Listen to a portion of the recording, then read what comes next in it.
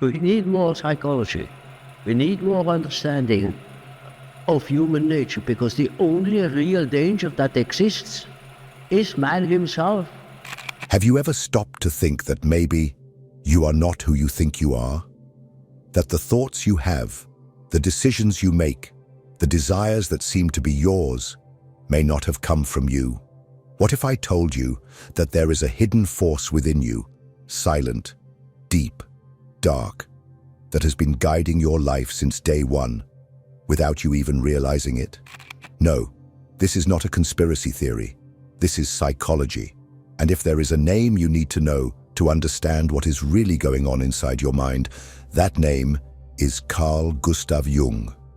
Are you tired of repeating the same mistakes, of sabotaging your relationships, of feeling that something is holding you back, pulling you down, even when everything seems to be going well? Maybe it's your shadow. Maybe it's the archetypes. Maybe it's the collective unconscious screaming for attention. But what is all of this? And why should you care? Because ignoring these aspects of your psyche is like walking blindfolded through a minefield. You will get hurt. You will repeat patterns. You will suffer. And the worst part, you will call it bad luck or fate. Carl Jung is not just a psychologist.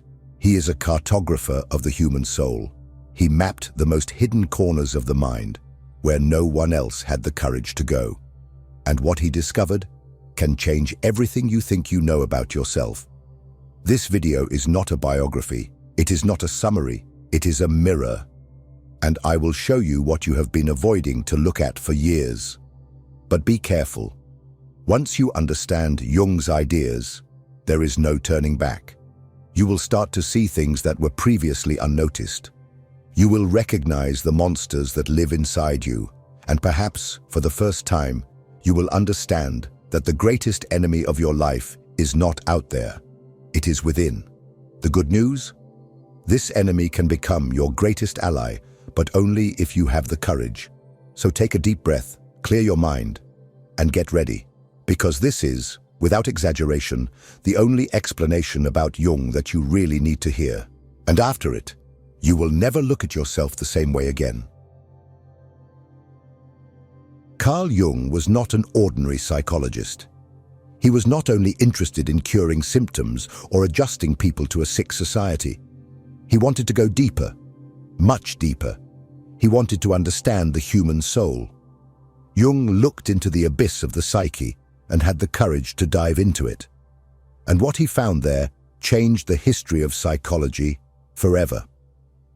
Born in Switzerland in 1875, Jung grew up surrounded by religious symbolism, rituals, and an atmosphere filled with silence and mystery.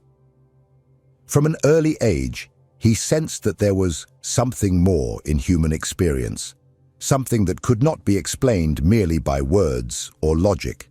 It is no wonder he would become Sigmund Freud's brightest disciple, but he would also be the one to dare to question him. Freud believed that everything in the human mind revolved around repressed sexual desire. Jung saw something else. He saw depths. He saw archetypes, symbols, myths, collective forces. While Freud looked at the immediate past, Jung saw thousands of years back, touching the ancestral roots of our existence. And for that reason, the rupture between the two was inevitable. Jung did not want to just treat mental illnesses. He wanted to restore the lost connection of human beings with their essence. He believed that the psyche was a living, dynamic system, full of opposing tensions, light and shadow, reason and emotion, masculine and feminine. And that suffering was not a mistake of existence, but a call to transformation. He created a new way of seeing the human being, analytical psychology. A path that does not seek to erase what is wrong in you, but to understand, to integrate, to make conscious what has been rejected, hidden, denied. Because for Jung, the true enemy was not suffering, it was unconsciousness. But why does all this still matter? Because today's society remains sick. We continue to be trapped in destructive patterns. We continue to ignore our emotions, anesthetizing our emptiness, fleeing from pain. And Jung not only predicted this, he offered a way, a map to within ourselves, a chance to understand why we feel so disconnected and what we need to do to reconnect. He does not offer you easy answers, nor empty promises, but he offers you something that no one else offers, the truth about yourself. And one of the most disturbing truths that Jung revealed to the world is that there is a layer of the human mind that is not individual, but shared by all humanity. A deep ocean of symbols, images, and forces that shape our lives even if we are never aware of it.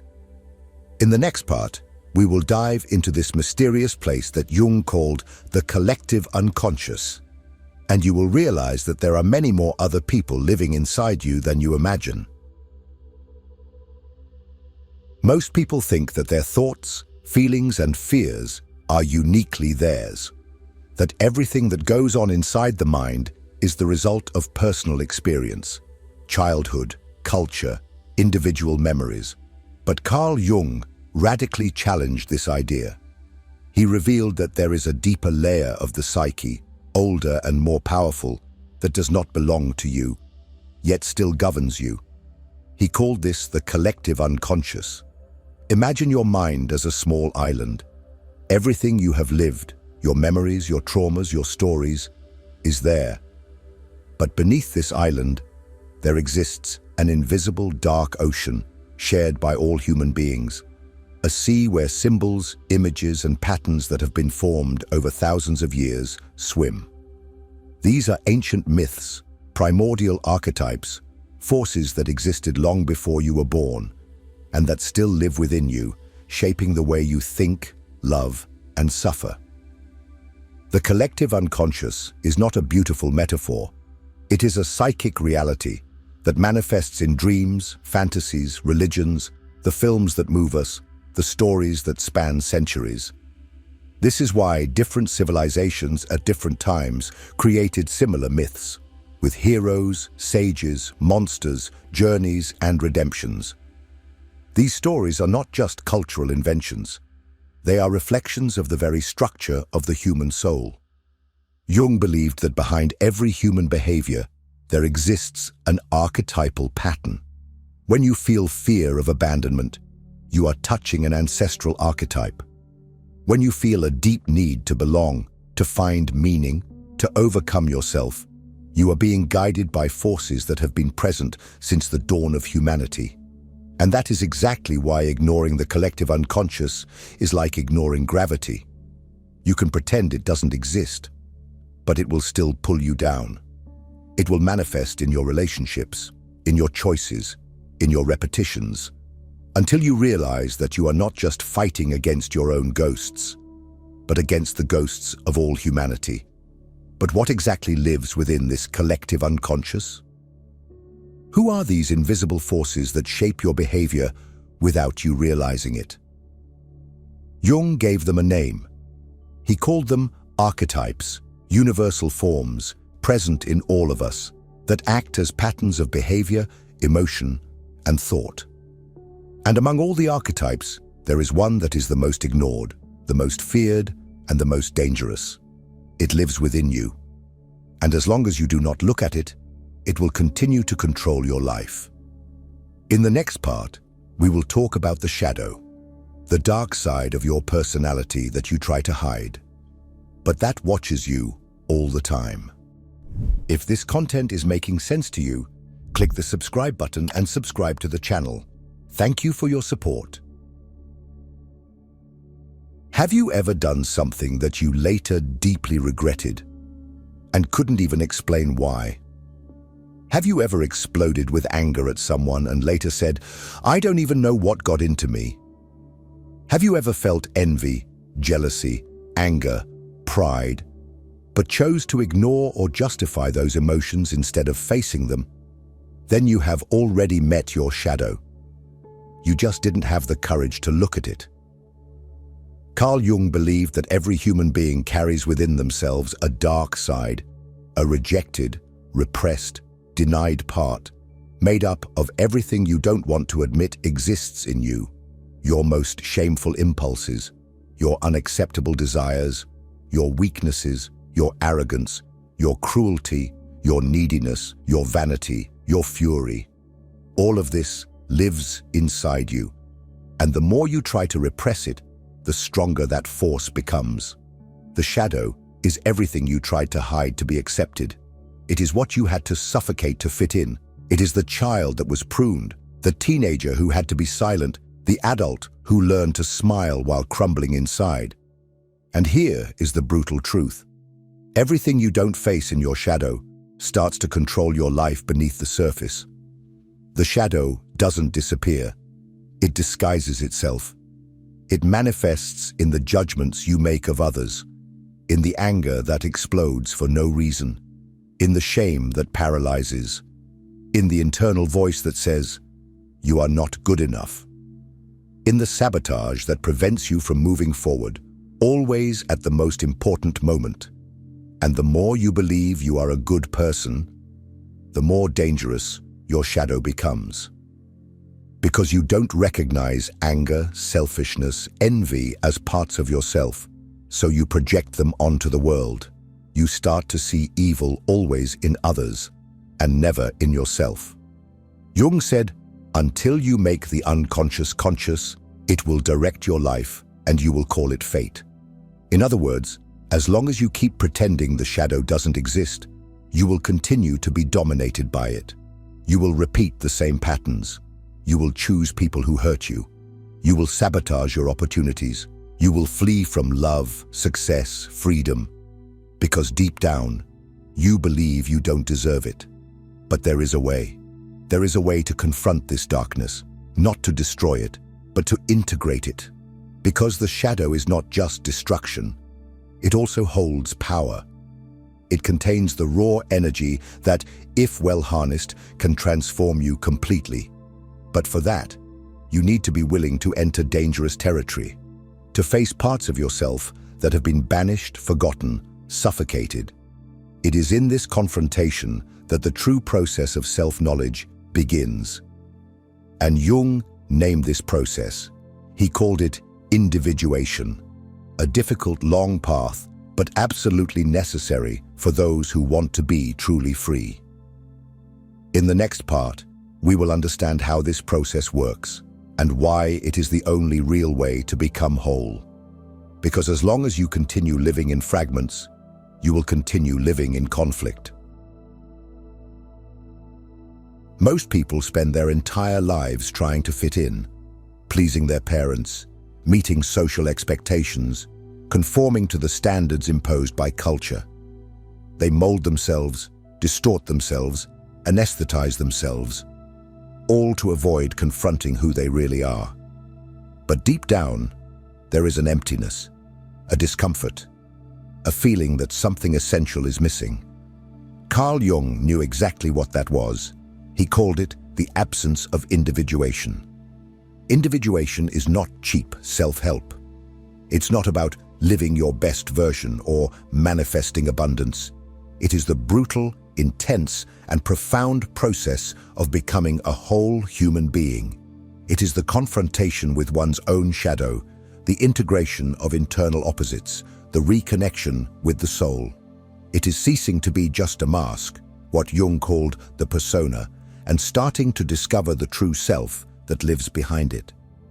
Individuating is dying to what you thought you were, to be reborn as something more authentic. It is the collapse of the ego, the breaking of illusions. It is facing the parts of you that you have denied for decades. It is discovering that you are neither as good as you would like, nor as bad as you fear. It is accepting that you are light and darkness, strength and fragility, courage and cowardice, all at the same time. And here's the part no one tells you. This process hurts a lot, because it requires you to let go of the lies you built to survive. It demands that you stop blaming others and start taking responsibility for your own life. It requires you to stop living to be accepted and start living to be whole. Individuation does not happen all at once. It reveals itself in crises, losses, ruptures, Each time something in you dies, a belief, a relationship, an identity, something new is born in its place. But this only happens when you are willing to face discomfort, doubt, chaos. Jung said that the encounter with the self is, by nature, a defeat for the ego. And he was right. Most prefer not to follow this path. They prefer the comfort of ignorance. But those who have the courage to face the darkness discover something priceless: freedom. Because by integrating your rejected parts, by confronting your shadow, by listening to your soul, you become what you have always been, but never had the courage to be. And the soul speaks. It speaks all the time. It just doesn't use words.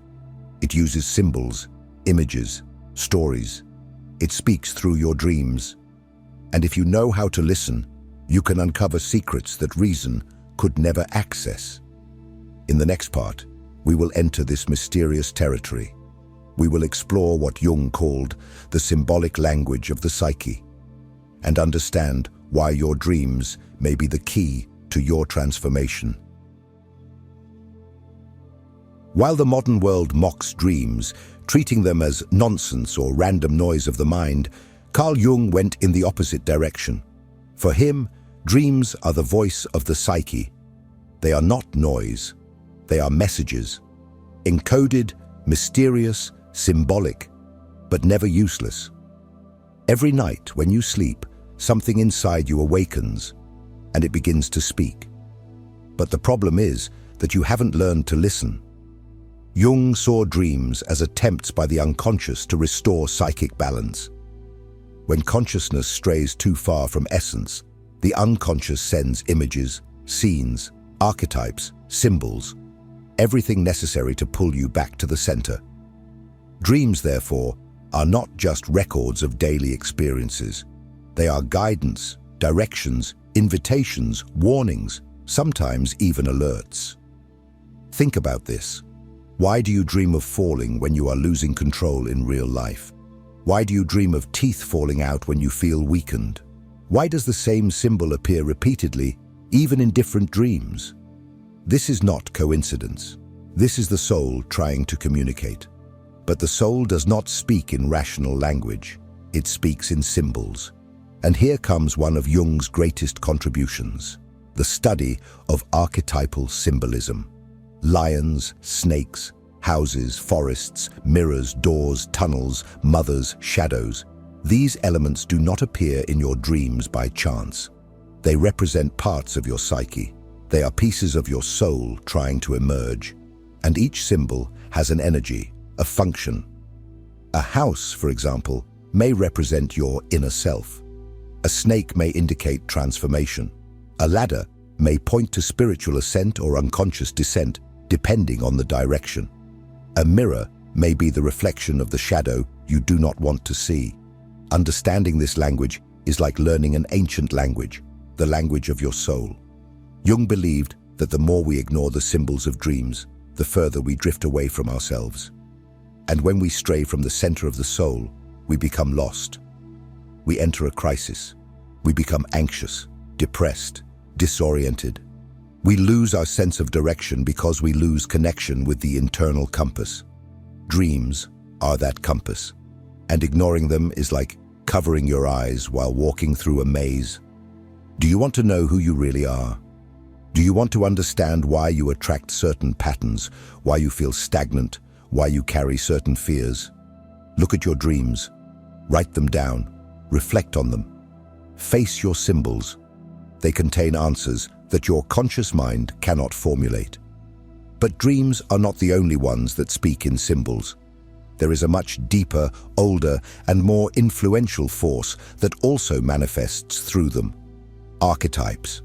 They are the invisible characters that live within you, the true directors of the theater of your life. In the next part, we will reveal who these archetypes are and how they shape your emotions, decisions, and relationships, even when you believe you are in control. Have you ever caught yourself acting strangely, as if you weren't yourself? Have you felt like you were repeating patterns whose origins you don't even know? Or that you always attract the same type of person, the same type of pain, the same type of story? Carl Jung knew exactly why this happens. Because within you live invisible forces, true psychic characters that not only influence your decisions, they stage your life. These forces are called archetypes. Archetypes are universal structures of the psyche. They are not ideas you learned. They are ancestral patterns that were born with you. They are as old as humanity itself. They reside in the collective unconscious. They are like internal models that shape your behaviors, your emotions, your personal narratives. And the most unsettling part? You can spend your entire life being guided by an archetype without ever realizing it. Jung identified several of these archetypes. The hero, for example, represents the force that seeks to overcome, that faces challenges and tries to achieve something grand. The wise one is the one who seeks knowledge, truth, discernment. The shadow, as we have seen, represents everything that has been repressed and denied. The anima and the animus represent the feminine in men and the masculine in women, energies that need to be integrated for us to become whole. These archetypes are not just ideas, they have energy. When an archetype dominates the psyche, it possesses you. Literally, it takes the wheel of your consciousness and drives your life without asking for permission. That's why sometimes you act like someone else. That's why certain relationships pull you into dynamics that seem straight out of a pre-written script. You are living under the command of an activated archetype. People who save everyone around them, even while destroying themselves inside, are often being dominated by the hero archetype. Those who seek constant approval, fearing rejection, may be trapped in the archetype of the wounded child. Someone who seems always drawn to chaos and destruction. They probably live under the dominance of the unintegrated shadow. And here's the point. These archetypes are not enemies, but when unconscious, they enslave you. When recognized and integrated, they empower you. They are keys, portals. When you start to recognize who is speaking inside you, you begin to take control of your own narrative. But for that, you need to be conscious. You need to learn to identify these internal voices, these symbolic patterns, these mythical forces that hide in your relationships, in your reactions, in your desires. Because only then do you stop being a character and become the author of your own story.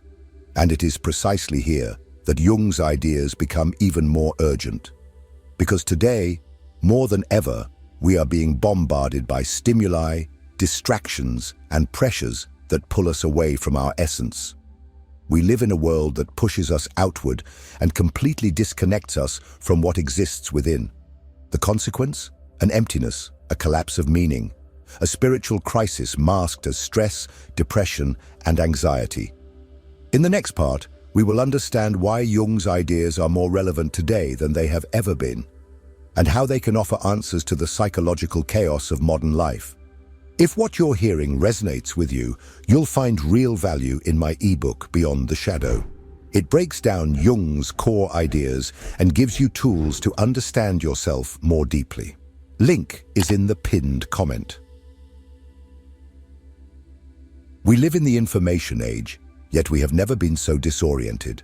We have access to everything, all the time, and yet we wander lost, fragmented, exhausted. Modernity promised us freedom, but delivered anxiety. It promised connection, but drowned us in empty comparisons. And amidst this constant noise, a silenced question screams inside millions of people. Who am I, really? It is precisely at this point that Carl Jung's work becomes more relevant and more necessary than ever. Jung did not offer ready-made formulas. He did not sell happiness in pills, nor did he promise success with positive thinking. What he offered was something infinitely more powerful, a path back to the soul, a route of reintegration with everything that has been forgotten, suffocated, distorted by a society obsessed with productivity, appearance, and performance. He foresaw the collapse of identity.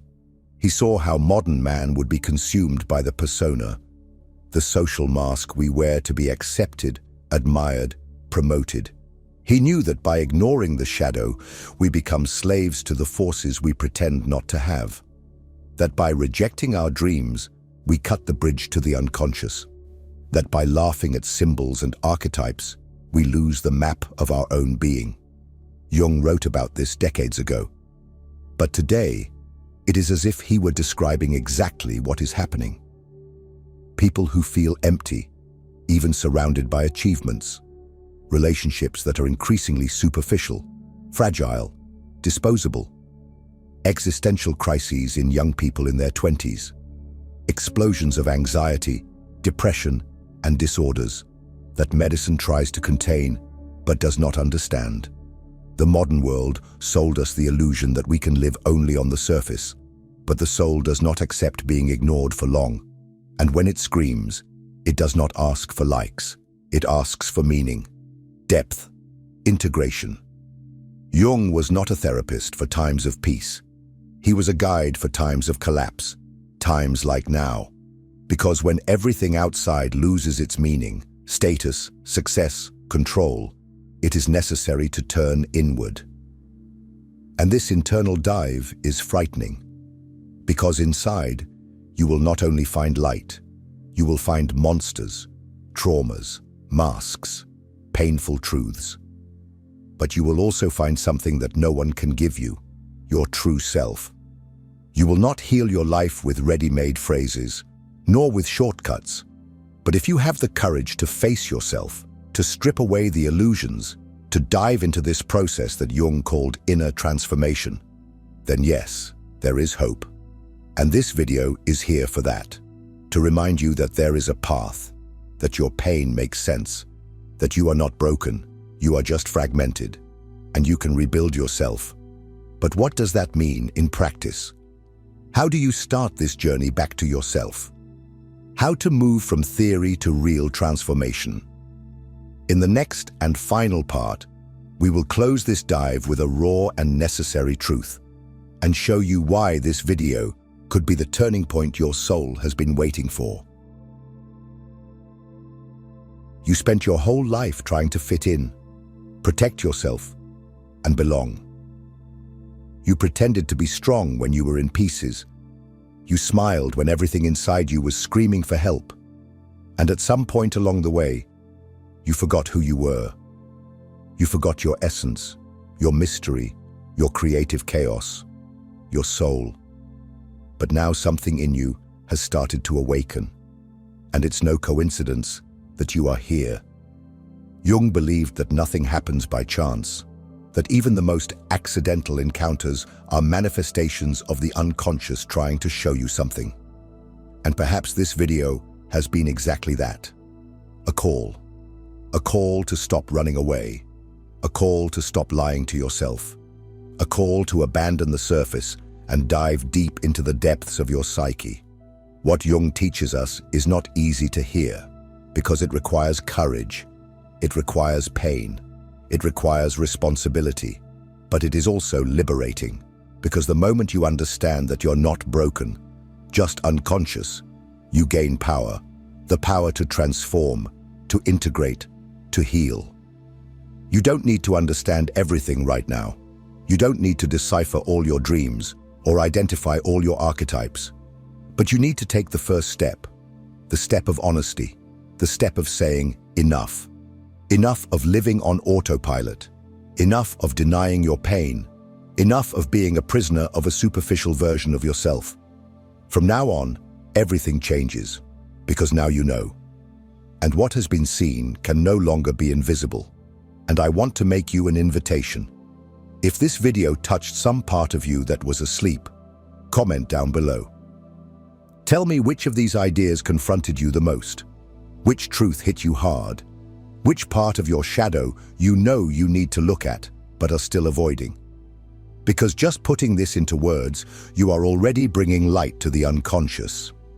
And this is the beginning of liberation. If you found this video powerful, the next one is just as important, maybe even more, because the journey inward doesn't end here. And the soul, when awakened, wants more. So click on the next video, continue this dive, because you are just at the beginning of what could be the greatest transformation of your life. See you there.